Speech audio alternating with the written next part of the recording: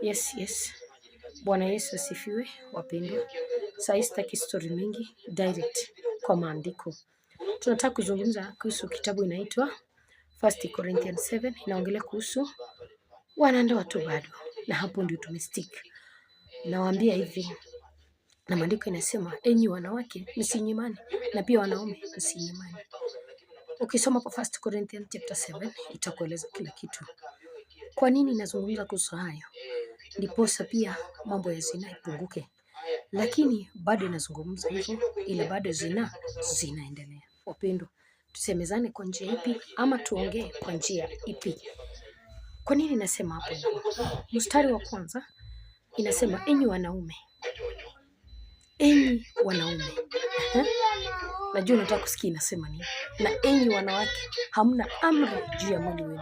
Na pia wanawake pia hawana amri juu ya mwili wao. Kwa nini niwaambie hivyo?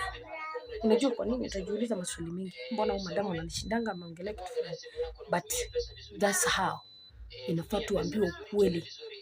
Tupeaneni, tuache mchezo, tuache vitu za kusema ati mimi amenikosea aje, hiyo mwili ni ya huyo mtu na wewe hiyo mwili na huyo mtu mwingine. Hivyo ndio maandiko inasema katika 1 Corinthians 7. Kama una habari ishike, na kama hutaki kushika ingia pale, soma uelewe upate. Na Mungu alijua na akasema hivyo, sababu alijua magaidi ni wengi, wale wakubisha ni wengi. Tunajifinya, tunafanya vitu ambavyo havina mwelekeo. Lakini wakati Roho anazungumza, Roho anasema waambie. Na sasa hizi fichi na kuambia, fuatilia story yangu inaongeza kuhusu Mungu, kuhusu venye anataka na tuambie ili zina zisiwepo. Wapendwa, hayo mambo nazungumza ni ya wanandoa. Kama unajua wewe uko kwa ndoa ama bado uko kwa ndoa lakini una hizo vitu unazielewa, pata kufahamu hilo. Na hayo ndio maandiko na amekuja, na akikuja amekuja, hakuna upingamizi. That's for married people. Na ukitaka kujua zaidi ingia pale, soma. Tuache kuvunja, tuache kufanya vitu zetu ambazo zitatusaidia, ambazo zitafanya pia usherati. Sisi wenyewe tunaingiza usherati kwa nyumba. Sababu gani? Umemnyima mume wako, umemnyima. Wewe unataka aende wapi? Na kuzo unataka aende wapi? Akishafanya usherati tena unalia. Unaanza kulilia mapasta. Mume wangu, Mungu. Akikupiga piana, chochote kile piana. Nimerudia nikisema fanya venye maandiko inavyosema. Mimi kusema kwa mpigwana ama msipopigwa msipani. Nimesema na mke ape mume wake haki yake, na mume ape mke wake haki yake. Umsikie ilisema ukigonga hospitali.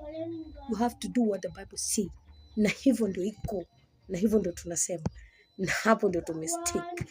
Wewe ukiwa msikilizaji, sikia hiyo, ikikushika na wewe pata. Na tukikuona ikupati pia nitafute. Elewa maandiko. Vitu zingine, kiburi na haitupeleki mahali, inaleta shida. Kiburi inaleta vita, kiburi inafanya mpaka hata ndoa zinasambaratika. Ndoa unaingia ndani wiki 2, miaka 2, miaka 3. Ukifuatilia nakwambia eti mimi nilikuwa nimechoka, sijui nilikuwa nimefanya nini. What's that? Hiyo ni nini? Narudi kuuliza hiyo ni nini? Nawaambia na narudia kuambia na muipate vizuri. Do what the Bible says. Fanya venye Biblia inataka. Hello, nimesema fanya venye Biblia inataka. Peana. Hivyo ndivyo inasema 1 Corinthians. Hatufichi hata mstari mmoja, hatufichi.